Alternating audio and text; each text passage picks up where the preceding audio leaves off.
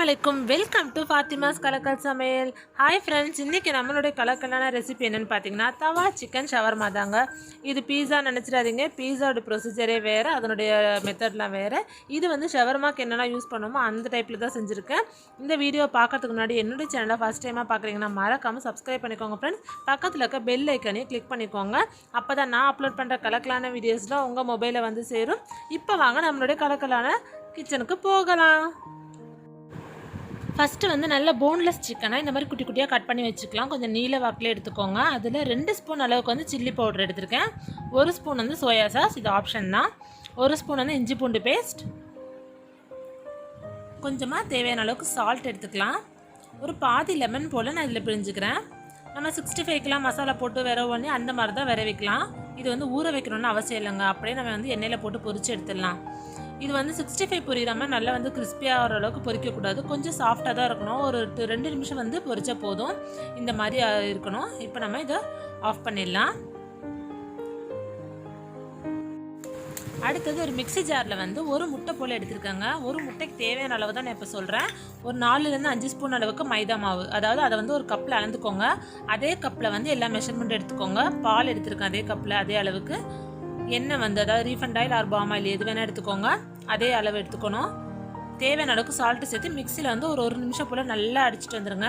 இந்த மாதிரி கொஞ்சம் லிக்விடாக இருக்கணும். இப்போ வந்து ஒரு பவுல் துருவின கேரட் ஒன்று எடுத்திருக்கேன். கொஞ்சமாக வந்து கோஸ் வந்து கட் பண்ணி வச்சுருக்கேன். ஒரு 2 பச்சை மிளகாய் போல் அதுக்கு சேர்த்துருக்கேன். இப்போ வந்து நம்ம சிக்கன் எடுத்து வச்சோம் இல்லையா, அதில் வந்து அந்த கிரேவியோடு இருக்க சிக்கனை வந்து நம்ம இதில் சேர்த்துக்கலாம். கொஞ்சம் சிக்கன் பீசஸ் வந்து அதிலே ஸ்டாப் பண்ணிக்கலாம். இதை மாதிரி இப்போ அது கூடவே நம்ம அரைச்சி வச்சுருக்க பேஸ்ட் இருக்குது பார்த்தீங்கன்னா, அது ஒரு 2 ஸ்பூன் அளவுக்கு சேர்த்து நல்லா மிக்ஸ் பண்ணிக்கலாம். இதுக்கு வந்து காரம் சால்ட் எதுவுமே தேவையில்லைங்க. ஏன்னா நம்ம சிக்கன்லேயும் வந்து சால்ட் இருக்குது, இந்த பேஸ்ட்லேயும் சால்ட் இருக்குது. அதனால் அதுவே உங்களுக்கு ஓரளவு கரெக்டாக இருக்கும். உங்களுக்கு பத்தாத மாதிரி தெரிஞ்சுதுன்னா நீங்கள் கொஞ்சம் சேர்த்துக்கலாம். இது கூட வந்து பார்த்திங்கன்னா கேப்சிகம் கூட நீங்கள் குட்டி குட்டியாக கட் பண்ணி போட்டுக்கலாம். நல்ல ஒரு கலர் காம்பினேஷன் நல்லாயிருக்கும். எல்லாத்தையும் நல்லா மிக்ஸ் பண்ணி இது ஒரு சைடு இருக்கட்டும். அடுத்தது வந்து ஒரு தவா வச்சுருக்காங்க நான் அடுப்பில். மீடியம் ஃப்ளேமில் தவாக்கு மேலே ஒரு ஃப்ரையிங் பேனில் வந்து 1 ஸ்பூன் அளவுக்கு நெய் சேர்த்துருக்கேன். நெய் இல்லைனா ஆயில் கூட நீங்கள் அப்ளை பண்ணிக்கலாம். நம்ம தோசை சுடுற தவா இருந்தாலே ஓகே தான். அந்த தவாக்கு மேலே தான் இதை வைக்கணும். நல்ல மீடியம் ஃப்ளேமில் வச்சு தான் நம்ம இந்த ப்ராசஸ் எல்லாமே செய்யணும். அது எல்லா பக்கமும் ஸ்ப்ரெட் பண்ணுற அளவுக்கு நம்ம அந்த நெய்யை வந்து பண்ணியாச்சு. இப்போ வந்து அதுக்கு மேலே நம்ம அரைச்சி வச்சுருக்க அந்த பேட்டர் இருக்கு இல்லையா, அதை வந்து சேர்த்துடலாம். கொஞ்சமாக ஸ்டாப் பண்ணிக்கோங்க. ஓரளவுக்கு ஊற்றிட்டு கொஞ்சமாக நம்ம நிறுத்திக்கலாம். மேலே நம்ம அதை வந்து ஊற்றணும் மறுபடியும். இப்போ வந்து நம்ம அந்த வெஜிடபிள்ஸில் மிக்ஸ் பண்ணி வச்சுருக்கோம் இல்லையா, அதை வந்து எல்லாத்தையுமே இதுக்குள்ளே நடுவில் ஸ்டஃப் பண்ணிடலாம். வெஜிடபிள்ஸ் வந்து கொஞ்சம் அதிகமாகவே எடுத்துக்கோங்க. அப்போ தான் வந்து நல்லாயிருக்கும் சாப்பிடும்போது. நல்லா எல்லாத்தையுமே எல்லா பக்கமும் வரா மாதிரி நல்லா ஈவனாக மிக்ஸ் பண்ணி வச்சிடலாம். இந்த மாதிரி எல்லாத்தையும் வச்சாச்சு. இப்போ வந்து நான் ஒரு கவரில், இல்லை நீங்கள் பால் கவர் எந்த கவர் வேணால் எடுத்துக்கலாம். அந்த மிச்சம் இருக்க பேஸ்ட்டை வந்து நான் அதில் ஊற்றி சும்மா லைட்டாக அது மேலே இப்படி அப்ளை பண்ணுறேன். அது அப்படியே மேலே ஊற்றுனீங்கன்னா பார்த்தீங்கன்னா பார்க்கும்போது அந்தளவுக்கு நல்லா இருக்காது, ஃபுல்லாக வெள்ளையாக இருக்கும்.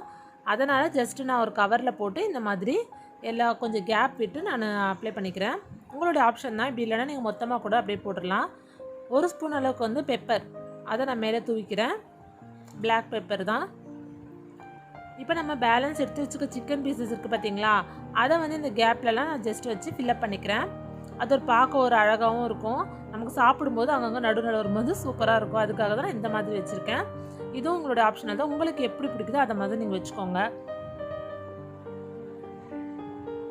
எல்லாம் அரேஞ்ச் பண்ணதுக்கப்புறமா இதை மூடி போட்டு நல்ல லோ ஃப்ளேமில் கரெக்டாக 20லேருந்து 25 நிமிஷம் வரைக்கும் வச்சுக்கலாம். எனக்கு வந்து 20 நிமிஷம் போல் ஆயிருக்கு. நல்லா புஷ்ஷுன்னு வந்திருக்கு, சூப்பராக. இன்னும் ஒரு 5 நிமிஷம் கழிச்சு நம்ம ஓப்பன் பண்ணலாம். அவ்வளோதான், 25 நிமிஷம் ஆயிருக்கு. இப்போ வந்து நம்ம ஒரு டூத் பிக் கத்தி ஏதாச்சும் வச்சு நம்ம கேக்லாம் டெஸ்ட் பண்ணோம் இல்லையா, அந்த மாதிரி குத்தி பார்க்கலாம். ஒட்டாமல் வந்துச்சுன்னா நமக்கு வந்து சூப்பராக ரெடி ஆயிடுச்சுன்னு அர்த்தம். இப்போ வந்து நம்ம ஒரு தவா இருக்கு இல்லையா, அதை வந்து இதுக்கு மேலே வச்சு இந்த மேல் பக்கத்தில் லேசாக வந்து நம்ம வேக வைக்க போகிறோம். அப்படியே ட்ரான்ஸ்ஃபர் பண்ணிக்கோங்க. ஒரு நிமிஷம் இருந்தால் போதும். லைட்டாக வந்து ஃப்ரை ஆனால் நல்லாயிருக்கும் சாப்பிடும்போது. 1 நிமிஷம் போல் ஆகிடுச்சு. அப்படியே வந்து நம்ம பிளேட்டுக்கு இதை மறுபடியும் மாற்றிடலாம். என்னடா இது இவ்வளோ ப்ராசஸ் இருக்கேன்னு பார்க்காதீங்க, ரொம்பவே சிம்பிள் தாங்க. டேஸ்ட்டும் பார்த்திங்கன்னா அவ்வளோ சூப்பராக இருக்கும். வீட்டில் கண்டிப்பாக ட்ரை பண்ணி பாருங்கள். இதோ கலக்கில் ரெடி ஆகிடுச்சு நம்மளுடைய தவா ஷவர்மா. இதை பார்த்தீங்கன்னா பீஸா போலவே இருக்குன்னு எல்லோரும் நினைப்பீங்க. ஆனால் வந்து அதுக்கு உண்டான ப்ரொசீஜர்ஸ்லாம் வேறு. இது வந்து ஷவர்மாக்கு என்னெல்லாம் போடுவோமோ அந்த நம்ம டைப்பில் தான் இதை செஞ்சுருக்கோம்.